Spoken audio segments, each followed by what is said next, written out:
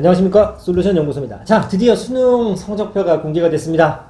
자, 수능이 끝나고 역대급 불수능이라고 뉴스에 나오고 이제 다들 걱정하고 올해 수능 최저를 못 맞춘 학생들도 엄청 많아서 정시가 정말 박빙은 될 것 같다, 이런 뉴스가 좀 나왔는데, 그래도 실제로 어느 정도의 등급 컷이 유지가 되는지 한번 살짝 살펴보는 영상을 좀 만들어 봤습니다. 그래서 제목은 심플하죠. 2022학년도 수능 과목별 등급 컷이라고 했는데, 올해 수능에 대해서는 정말 말이 많습니다. 이런 일들이 되게 많았죠. 문과는 역시 큰일이다.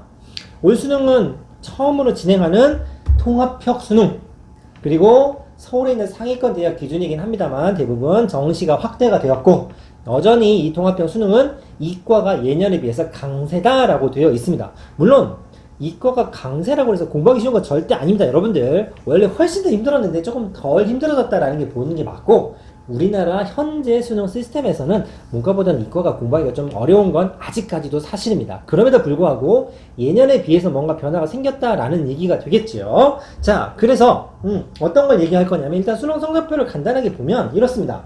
작년 2021학년도 수능 성적표에서 올해 수능 이렇게 바뀌었다라는 얘기입니다. 작년에 보시면 가형, 나형 이렇게 나와 있었고, 올해는 이제 선택 과목 표준 점수 100분위 등급 이렇게 나옵니다. 샘플입니다. 샘플. 여러분들이 좀 보셔야 되는 게 어느 포인트냐면, 자, 우리가 모의고사 시험을 보면 이렇게 물어보죠. 야, 너 이번에 시험 잘 봤어? 몇 점 맞았니? 그러면 야, 이번에 진짜 나 잘 봤어. 100점 만점에 92점을 맞았네? 오케이. 1등급 이렇게 많이 얘기를 하죠. 실제로 각 사설 입시 기관에서도 예상 등급 컷이라고 하면 좀 보기가 편하기 때문에 원점수를 기준으로 합니다. 야, 100점 만점에 82점 맞으면 1등급이야. 이런 식으로 하지만 실제로 수능에서는 원점수라고 적혀 있는 칸이 없습니다. 대신 표준 점수라고 하는 칸이 있죠. 점수 좀 이상합니다. 133, 114 이렇게 나와 있는데, 자, 무슨 얘기냐면, 원점수는 우리가 시험 봤을 때 시험지에 나와 있는 100점 만점을 기준으로 한다는 얘기고, 표준 점수는 뭐냐면 보정 점수라고 생각하면 됩니다. 저딴 게 왜 필요하나라고 생각하실 수 있겠지만, 물론 대부분의 사람들이 알고는 있을 수 있지만 간단하게 설명하자면 이런 거죠.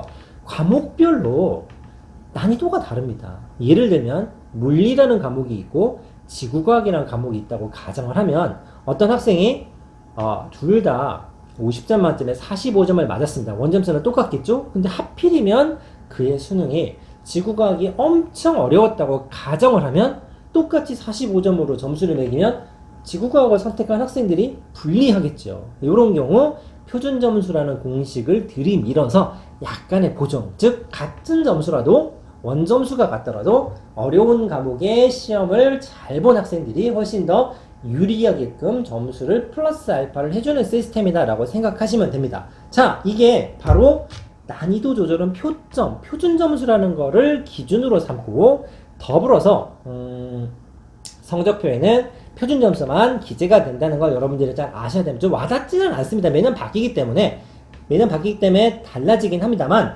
결국은 이 표준 점수를 통해서 정시, 즉 수능 점수 등급이 매겨지기 때문에 모든 난이도 조절은 표준 점수 기준이다라고 생각하시면 됩니다. 자, 그러면 도대체 어느 정도가 차이가 있느냐를 좀 볼 건데, 자, 여기 보시면 국어가 올해 선택 과목이 좀 생겼죠. 그래서 잘 보시면 6월과 9월, 자, 이건 뭐냐면 언매나 화작을 최고점 기준으로 환산을 했을 때 언매를 선택한 애들이 시험을 엄청 다 맞았다 그러면 146점이 나옵니다. 100점, 원점수가 100점인데 표준점수로 바꾸면 146이 나온다는 얘기고, 화작을 100점 맞은 친구들이 여러가지 공식을 넣어서 대담했을 때 만점에 141점이 나와서 5점 차이가 난다는 얘기입니다. 다시 말해서 똑같은 100점인데 표준점수로 바꾸면 5점 차이가 나고 9월에는 3점 차이가 나는데 실제로 수능에서는 2점 차이가 나게 맞춘 겁니다. 그러면 내가 어떤 과목을 선택하더라도 유불리가 조금 차이가 적어지겠죠. 그러니까 국어 같은 경우는 좀 덜 합니다만 바로 요놈이 문제가 좀 됐습니다.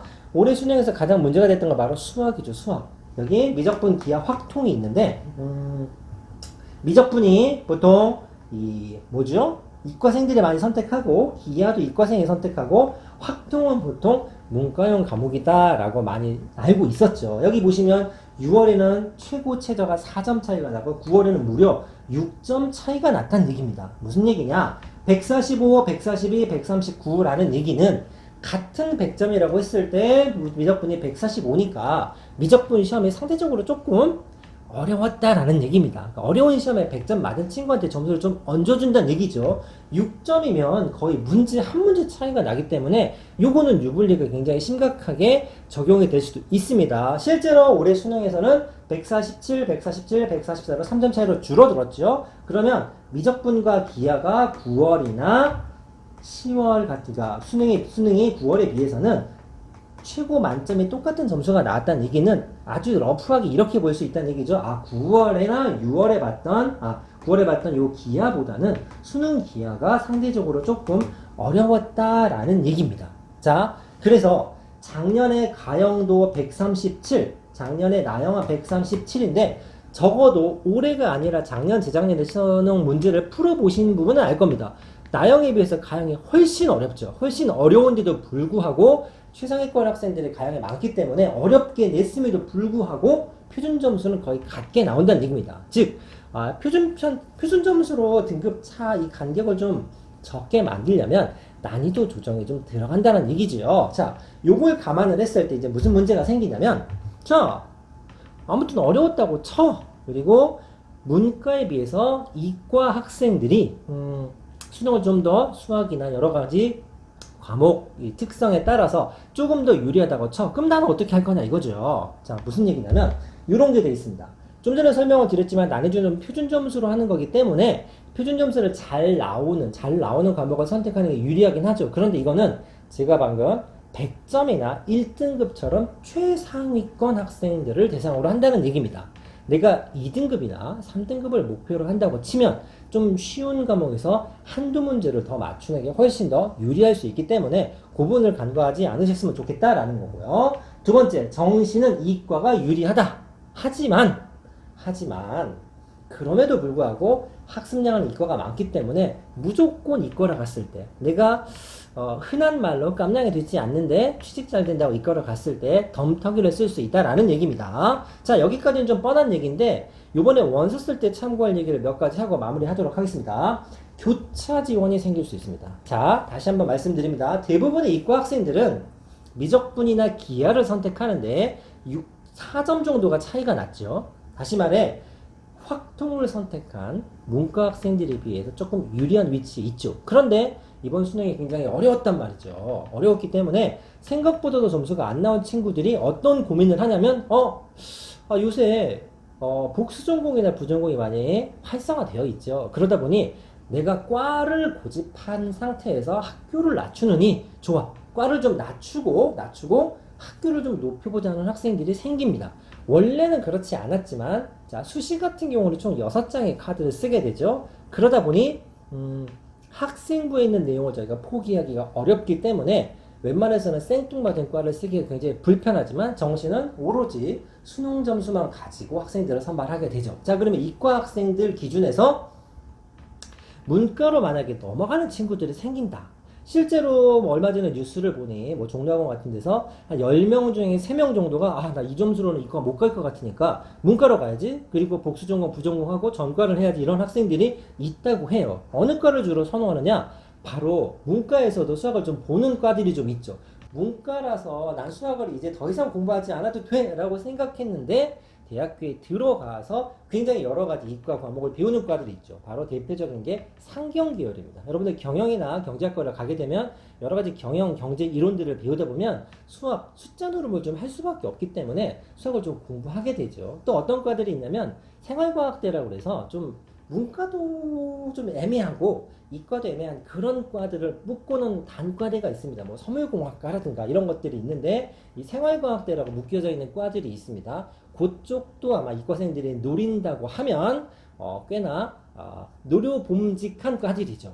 거꾸로 얘기하면 내가 원래 문과였어. 정통 문과인데 문과에서도 당연히 상경계율이 굉장히 높습니다만 내가 예년 정시 이 백분위를 기준으로 봤을 때 안전빵이 아니라면 이과생들이라는 경쟁을 살짝 피하는 학과를 선택하는 것도 나름 전략이지 않을까 싶습니다. 6장이 아니라 정시는 3장이고 실제로는 가나다고는 다 모집하지 않는 경우가 많기 때문에 두 번 정도의 이제 찬스가 있다고 보시면 되는데 둘 중 하나 정도는 약간 이과생들을 피해가는 것도 괜찮다 이 얘기입니다.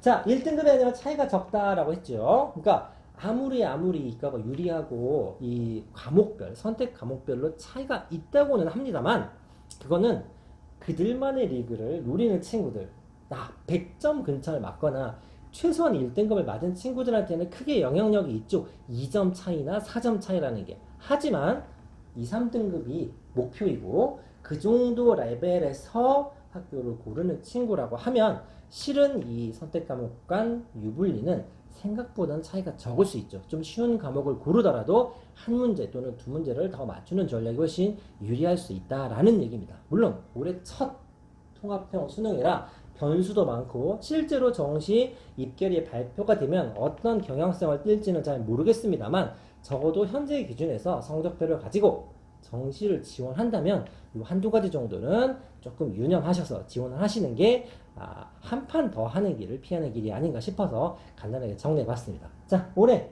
수능 성적 분석 간단히 마쳤습니다. 감사합니다.